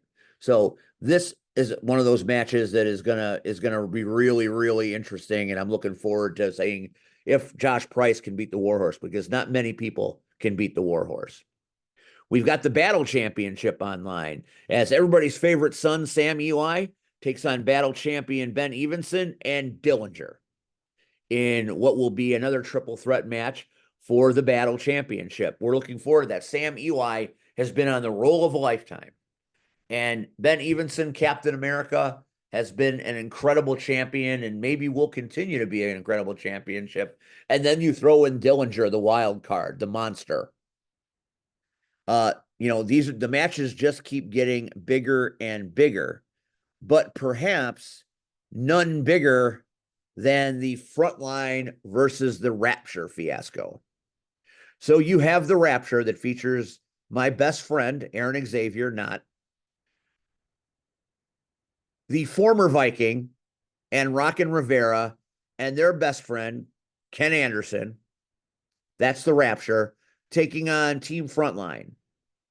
Battle-tested Ben McCoy, Joey Jet Avalon, who are strange bedfellows in this situation, and the GOAT, Sierra, and a mystery partner not yet to be named. This is one of those matches it's for all the marbles. Controlling interest of this company. We just appointed a new GM in Draven Stryker, and he's got a quandary, because if the Rapture take over, then the inmates will be running the asylum. And Ben McCoy, who is the one that started this ball rolling, might be the only one that can stop it, which is insane. And Avalon and Ben don't like each other. And they have fought and bled, and it's just one of the most awkward combinations. And then you throw in Sierra, who should be in the Liberty Division match, but is part of Team Frontline trying to save the company. So I don't know who the fourth member is, but it better be something. It was supposed to be Rob Van Dam, but he broke his leg WrestleMania weekend and can't do it. So I don't know what Ben, Jet, and Sierra have in mind, but they need a backup plan because right now it's 4 versus 3, and 4 is looking a little tougher than 3 at the moment. So for Frontline Pro, this is it. This is go time. This could change everything. This could change the entire landscape of the company. And I don't know how it ends. I don't know where it ends, but I know you have to come to Bakerville Bar and Grill in Marshfield, Wisconsin to find out. I'll be doing the call with Chris Lockman and Annie O'Neill, possibly Thrill, maybe hanging around our Emmy winner. We have a great commentary team up there. Great food at the Bakerville Bar and Grill. Malachi and company do great work there. So check out Honor Bound. It's Frontlines WrestleMania. This is the granddaddy. This is it. The big show. And it feels like a big show. And then, there you go. Thank you, Rion, for helping me out. I didn't get the memo on that one. All Steel Justin Fowler taking on my guy, Gringo Loco. What a strange but magical matchup that will be. I'm a huge fan of Gringo Loco. Justin Fowler, I've seen him do some pretty incredible things too. So there's another one of those matches that just show you the strength of this card. And, Gringo Loco, he'd be my pick in this match because I don't think Justin Fowler likes me. And that means something to me when I pick these matches. But again, if you need a reason to come to Marshfield and drive a few hours, these matches are it. These matches are definitely it. Rhea and I have talked nonstop for 25 minutes now about these two shows. You've been great with the graphics. Do you have anything to add? I do not, as I am waiting for your guest to jump on at any moment. Yes, I am. He should be on here in seconds. Are you familiar with Maurice? I am. Originally, he was Moondog Murray. He was indeed the Moondog, Mooney, if you will. He is a former POW champion. I just can't remember if he was known as Maurice then, but I do know that he has done what few have been able to do as far as the Chicago independent scene, as far as being POW heavyweight champion. Everything that I have seen of him, he has gotten better and better, and he hasn't been involved for that long. I think he's only had maybe 5 years total. He is very hungry in the way that he wants to do things. I have looked forward to see how his evolution is going. The last time I saw him, he was at Wrestle League, wrestling for the Proven Championship against Cisco Ray and a few others, as far as Bugsy, Bugsy Moran in the ladder match that took place at the last Wrestle League event.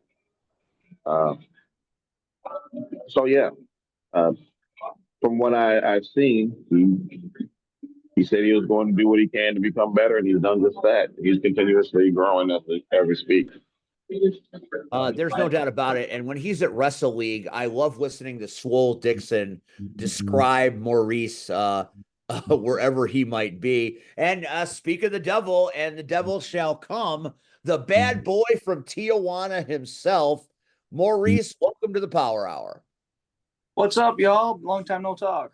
I know you've gone through a whole shift in personality and dynamic, and here we are. Rion was just talking about you as former POW champion, and now here you are, a whole different universe. Talk to us a little bit about the birth of this badass Maurice. So it all started, in hindsight, looking back, when I left CSW, Chicago Style Wrestling, I saw a ceiling for me. So like, all right, I'm going to hit that ceiling. I might as well leave and learn a new hold. Hindsight, I think it was a ceiling in general. The character just hit the ceiling. I did what I could with it, and there's only so much further I could take it. I hit up Dysfunction for ICW Milwaukee, asked them for work, And he said, yeah, I'll find you something. That sounds good. So then the week of my debut at the place, he goes, hey, do you got a suit? You got a singlet? You got this, and this? I'm like, yeah, which I lied. I didn't have a suit. The day of the show, I swung by a thrift store and grabbed a blazer. So pulled up in the suit. And a lot of them knew me from Fourth Wall Wrestling. And they're like, hey, what's up? But why are you in a suit? Because, ICW Milwaukee's pretty chill. No one pulls up in a suit. I was like, well, I'm just here to whatever. And then it was Dysfunction's idea for Maurice. Pretty much he envisioned me as Diesel or Big Will Rogers for Bobby Valentino, Bobby V. So then I took the picture of me in the outfit in front of the banner. And when I posted online, it blew up on my Facebook. And that's when I knew, I'm like, this is it. This is the character I needed to switch. Because, like I said, hindsight, I think I was hitting the ceiling with Moondog. So pretty much I started getting more work as Maurice. And this year alone, I think I wrestled as Moondog 3 times. So I know that's when I knew is like, it's eventually going to be time to move on from that character altogether, which I had my last match as Moondog with Second for their summer camp tours next month. And then it'll be more time. I have some very fond memories of Moondog Greg Murray. Yeah. I remember him getting his hand smashed by a hammer by the brass and fighting his way and becoming slightly insane. That will always go down as a favorite memory of mine. Just the colorful nature of who the Moondog was. But as soon as I say that I was very fond of the Moondog, I go to All Heels Wrestling, and I do ring announcing for one show, kind of just a chance to work back out there again, kind of a one-off. And I got to watch Maurice for the first time. Yeah. I got to watch Maurice take on the bombshell, Shelly Benson. And I will tell you this, I was absolutely blown away by how far you had come in such a short time, not only as a wrestler, but as an entertainer. Yeah. And it was like night and day as Moondog and Maurice are. And I thought that was one of the matches of the night at All Heel Wrestling. And there were some really good matches that night. Definitely. Talk to me about being who you are and working as you are against someone who is so close to you and treating her so badly. Oh my God, we wanted to do it for years. We first wrestled. It was me and Mateo versus her and Mayberry at LLT, and we played the gimmick of like, oh, I'm afraid to touch her, because I figured there'd be more matches down the road. Well, all hell broke loose with LLT, and pretty much a lot of us left, and Shelly went to the Stratosphere, and I was, trailing. So it came to the point where I'm like, we're in different circles now. There's no way we'll ever wrestle. And then I remember, I forgot who was originally supposed to wrestle at AHW, but then it changed. And then Brad just drops on me, goes, hey, you're wrestling Shelly. I'm like, wait, for real? And he goes, yeah. So instantly I knew, I was like, cool, because I'm going to get heat at Shelly.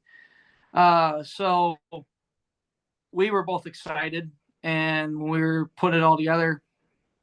By the time we got out there, I remember Kenton, I remember Brad himself, I think one other person were like, oh, I don't know. I don't know if you'll get heat, blah, blah, blah. They were just doubting. They were doubting it. I was like looking at them like, oh no, you just wait. Because I had zero doubts that night, and I was out there in the thick of it. Yeah. So sure enough, I do it. And the only ones cheering were my nephews. They don't care. They like cheer for Maurice. It's hilarious. Everybody else is booing and they're screaming on the top of the lungs, cheering. So match happens, and it was one of the most fun matches I've had ever. And after the fact, we were so happy. And even Shelly was like, it is crazy how far you've come. I was like, yeah. And I had been working with Capri at the Ice Pick Academy, so he knew going in this was going to be fun. and such. So I'm just glad it all worked out, and it was nice to have Kenton and Brad go, man, you proved me wrong, blah, blah, blah. I'm like, yeah, told you. My one time I'm not humble. I'm like, yeah, I'll tell you told you. what, you even had Vic smiling ear to ear after it was over. And I think I've seen him smile 3 times the entire 15 years that I've known him. Oh, I love Vic. I'm glad we were able to get him into it, which I remember a couple of the other students were, I think a couple of the other students were next to him, and he was just explaining to them everything. So, like, Vic's training has been fun. I feel like I learn a lot. He lets us run whatever we need to work on and such. And it's been a blast because, like, working with, which is funny because, like, it's not like Vic is a high flyer anymore, but, like, I've been getting to work on a lot more flying stuff because of the crash pads and everything. And that's been thanks to, with Vic. And then Vic pretty much watches me, make sure I don't kill myself. And then tells me, okay, make sure to let go here, because if you keep holding on, you're gonna bust your butt on the apron, which that did happen on a show. So I really Gotta be careful. You're a big dude to be flying around the ring like that, you know? Yeah, I texted him. I go, hey, you know how you said I was gonna bust my butt? He goes, yeah. I goes, yeah, I did. You were right. I busted my butt. Yeah. Well, you're a hard worker. Well, just bust your butt that way. Don't actually break things. Yeah. You are doing great things around the area. Where are some of your favorite places to work these days? Galley Lucha has been a blast. I've been teaming with FXB. We've been the Devil's Fashion and Galley. And I've been fighting the tag champs a couple times. Always have a blast with them. It's cool because, like, the latest match was it was a car crash, but in a good way. It was fun. And then Galley's a favorite of mine. I love going to UCG with Lucia. I'm going to be starting back up with her this month. I was going to be back the month after, but then NWA announced their show, so got to do NWA. But then I'll be back at UCG right after that. Now we get to work together a little bit again, because I get to do NWA, so it's always good to see you.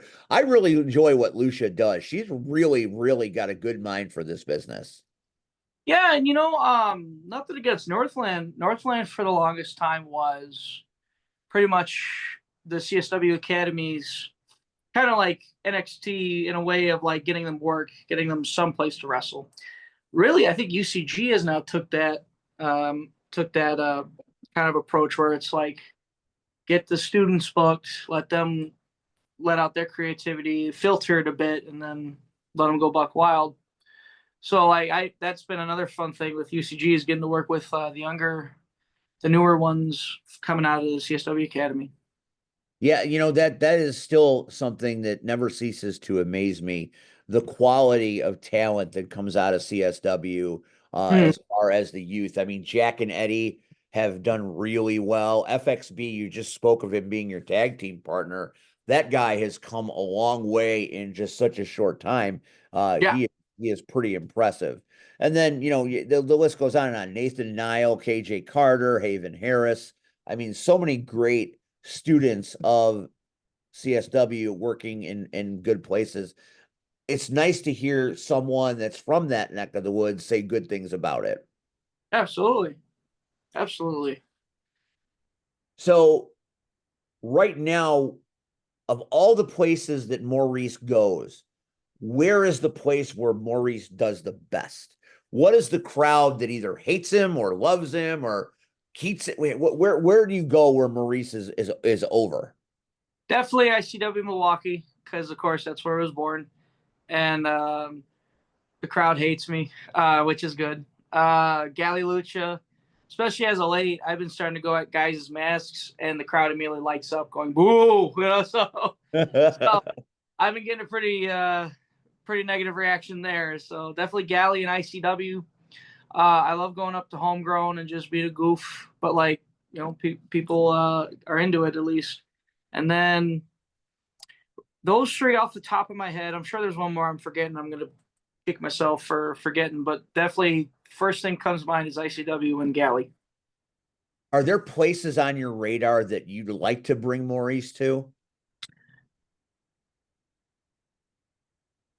I mean, really anybody that's interested. I mean, NWA is going to get a dose of, I like that. Yeah, they had me in the Royal as Maurice, and then they got me. I can't wait for that match to be announced. What I'm doing there, but Hey, to start in the Royal and then to get a single or to get into a match, non-Rumble related or non-Royal related, that must have mean that BC you caught his eye, absolutely. and that's pretty good. Funny thing, so I didn't actually ask for permission to be Maurice. I just kind of sent in a promo as Maurice, sent promo pics as Maurice, and they took it, they posted it. So I was like, all right, cool. I'm gonna be Maurice at NWA. But like I was like, oh, let's see what happens. If they say no, they say no. We move on to the next project. But no, I'm in as Maurice, and they got me doing something for this upcoming show. That's pretty cool. NWA, by the way, if you want a discount code, wink, wink, nudge, nudge. Do it. Give them what's the code? Yeah, NWA 18. Aha. The man's so over, he's got his own fucking code at NWA. Yeah. That's a beautiful thing. And that's, it's kind of an interesting show when you do NWA Chicago because, the crowd is always very hot. It's always a full room. But on that stage, the man is always watching. Yeah. So, I'm honestly glad I don't see him because that makes me less nervous and I'll forget he's there. Oh, believe me, he consumes everything that happens. Yeah. And he is a very hands-on owner. He wants this company, especially in his town. He wants it to be extraordinary. So he is very specific in who he brings in and what he does, through the people that, that do a lot of the work when he's not there. But there's a reason why Mario Pardua won championship. And there's a reason why you have a discount code. There's no wasted movement in NWA. There's always a reason and always a purpose. And that's just the acumen and IQ of one William Patrick Corrigan, the owner of the National Wrestling Alliance. And I'm just glad to see you there, man. I'm just glad to see you. I'm glad to see that you're being recognized for what you are, because you're such a hard worker in this business. You're such a team player. You tear down a ring, you put up a ring, you put away chairs, you clean up garbage, you go and wrestle your heart out. Mm-hmm. You're what every locker room needs. And I feel like there are those out there that don't do the kind of things that you do and have a ticket to go do things that I think you should get to do. You're my favorite underdog. Because you always seem to be that guy that people don't really count on. But I always say, count on him, never count him out. Because you have this thing where I feel like you could do anything in that ring. I feel like you might be a Swiss Army knife of things. And, having someone that can do everything, be a baby, be a heel, work crew, do it all. I mean, that's what you are, man. You're that guy. Yeah, thank you. I strive to be that person who could wrestle anybody. That's another reason I appreciate Galley Luchas, because they've got me the chance to work with smaller aerial guys, whether they be lucha, whether they be American style, or got me comfortable with working multi-way matches, which, when you're brand new, oh my God, those are scary. But now someone tells me I'm in a multi-way match, like, cool, all right. And then easy, it's weird. They become more fun than they become stressful. I guess it just depends, like the circumstance of the multi-way, but for the most part, no, I'm a lot more comfortable doing them, tag matches. So, like I said, I just strive to be that guy who can wrestle anybody, whether it be someone who doesn't do anything at all in the ring or someone who does A through Z in the ring. If I can do both, that'd be great. Your dance card should be full, and I'm glad that it's getting there. Are you having a good time? Yeah, especially these last few months have been awesome for me, because I've gotten to, like I said, I've done NWA. I get to do it again. I got in on extra work with MLW, and I had a blast there. Funny how I got that. Somebody messages me. I don't want to blow up his spot in case he wants to keep it on the download. But somebody messages me, goes, "Hey, what are you doing on?" I think it was May. This is the beginning of May. He says the date, and I go, "I'm trying to get extra work with MLW." He goes, "Perfect. I need you for MLW." Oh, So, well, there you go. I was like, "Oh, okay, perfect. Thank you. Please give me the info as we roll." Hey, And always travel with your gear, right? exactly. I brought my gear there. Wasn't Never meant know. needed, but I still brought it. Always bring it.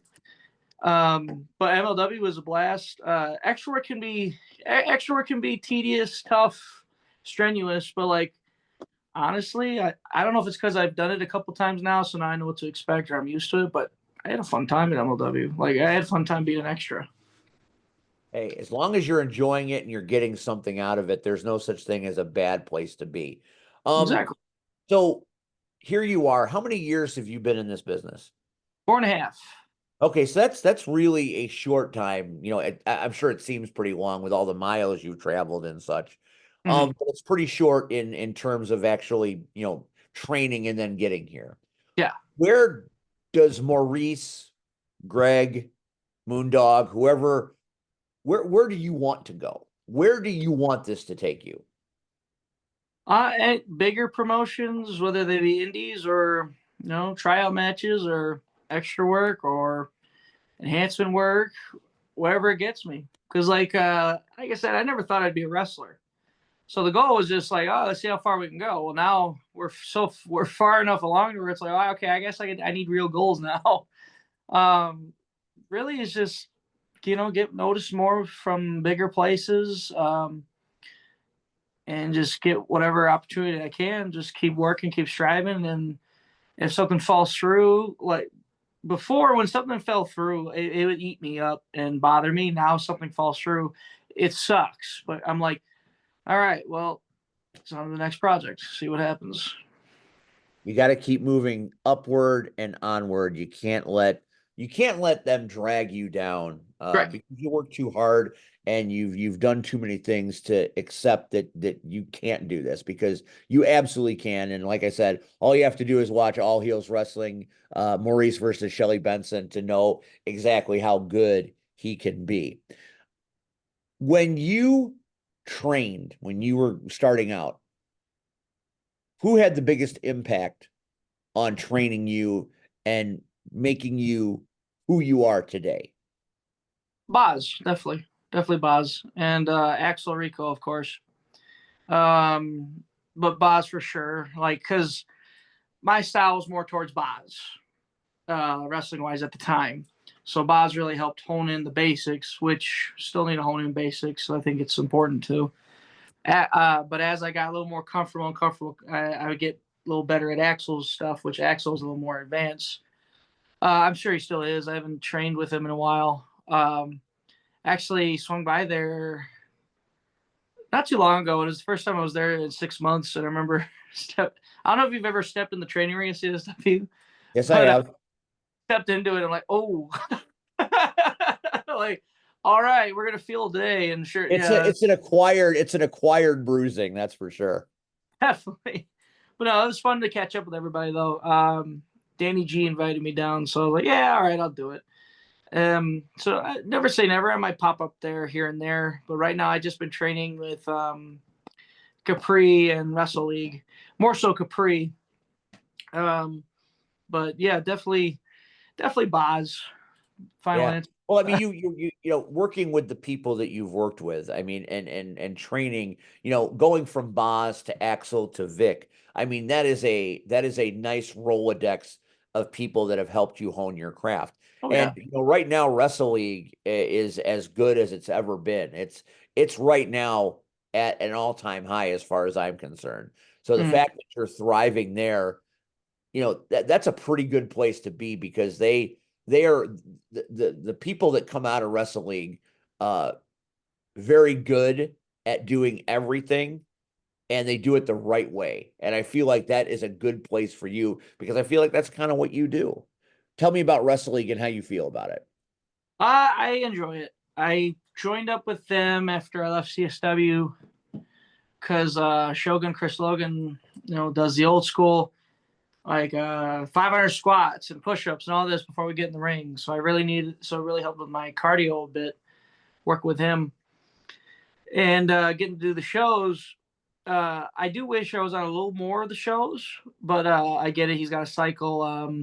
I know there's a couple people that run the booking. They got to cycle through all the names I got.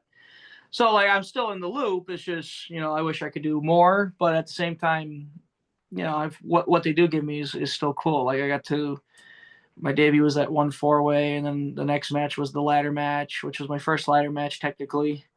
Next one's the main event with Mateo, June 13th. And then was told some fun stuff for down the road. So stay tuned and keep popping up in Wrestle League for sure. Yeah. I do commentary there sometimes when I'm free. So you never know when you're gonna see me and Swole Dixon doing our thing. Swole hates working with me because he thinks I say too many things that are stupid, which as you well know, I do say many things that are stupid. So that's just kind of my charm. When you were a little Moondog or Tijuana Playboy, what was that moment in wrestling that made you a fan or made you say, I really want to do this? It was Tommy Dreamer versus Jack Swagger on ECW on Sci-Fi. It was the fall of 2008. My dad was flipping through channels and he found it, and I've been a fan ever since. I got to tell Tommy Dreamer that story at CSW, which was cool. And then he actually recognized me when I did extra work for TNA, and that's how I got the gig where I was the I think it was like a server or something for PCO and Steph DeLander. That was really cool. It was surreal. I was so nervous. I love you. My friends who know me saw that video, and they're like, "You look petrified." Even with all that stuff covered up my face, they could tell like you are petrified. We could tell. Hey, those are those moments that you never forget. You're doing something that you never dreamed, that you always dreamed about, and here you are. Yeah, I was like, what is life right now? Tommy Dreamer was just at CSW this past Friday, and he is still one of the most amicable, just kind of wandering around talking to everybody. I don't know. Some people, come in and they're big time and you're like, whatever. But, Yeah. Some people come in and really earn your respect and are just good people to be around. Tommy's great. I appreciate Tommy every time I see him. So you had that moment and you thought after you saw that match, I want to do this, or that was it. You're like, I'm going to train. I'm going to be a wrestler. Yeah, but of course, when you're 10, you don't really know how to do that. Right. So by high school, I was like, nah, I can't do it. There's no way. I don't got the heart for it. I'll quit. What was the push? What was the push that made you go to CSW? Go to CSW? Well, to get into wrestling altogether, it was COVID, because that's when I realized life was short. I was like, you know what? Let's give it a shot. If it doesn't work, it doesn't work. Well, I'm still here. So I trained with one place from July of 2020 to August of 21. I had debuted January of 21. Wrestled and trained up to August, and then I left there to go to CSW because the first place, the guy running as a goof. So like, it was one of those deals like I gotta get out of here because like he would tell bogus stories like, oh, I trained CM Punk, this, that, and the other, and he trained this guy, trained that guy, and then he would tell guy, oh, don't read other people's books, don't listen to podcasts, they're lying, they're all lying, and it's like people would believe it, and thankfully for me, it only took like a year and a half to go, yeah, no, this ain't it, and I went to CSW. And honestly, that was the one where like, we're going to CSW. If this doesn't work, we're done. Again, it's worked. So CSW like, got you where you needed to be, and look at you now. Yeah. NWA Chicago, and who knows where the sky is the limit. Exactly. Yeah, it's crazy because I think that's just one of those deals where like I didn't want to quit after I left the first place because I knew don't quit because like you gotta at least try this other place. And if that's still not it, then move on, move on. You tried wrestling, but here I am still. Doing great things on a daily. Where can the kids find you coming up in June? June, I'm going to be at Zawa I'll be with Wrestle League, of course, January 13th. Going to be doing Second Wrestling's summer camp shows, which I think those are private. NWA Chicago, of course, June 28th. And ICW Milwaukee.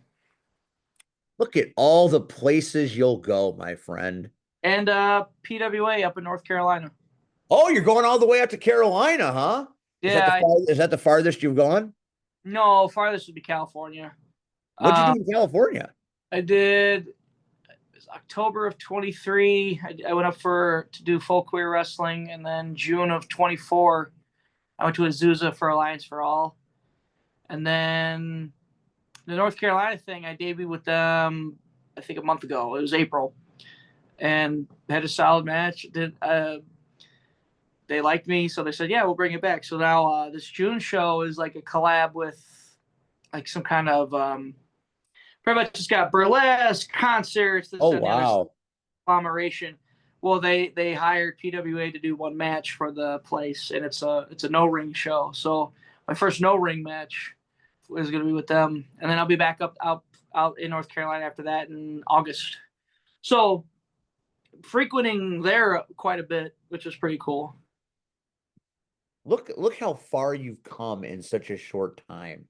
Your talents are sought after across the United States, which is huge. You're living your dream. And of all the people, I meet a lot of people in this business. You've always been one of the nicest. And I love you, man. And I want the best for you. You're a terrific guy. You're a great talent. You're a great character. You understand this better than most people do. And man, I'm pulling for you 100% always. I appreciate that. Thank you so much.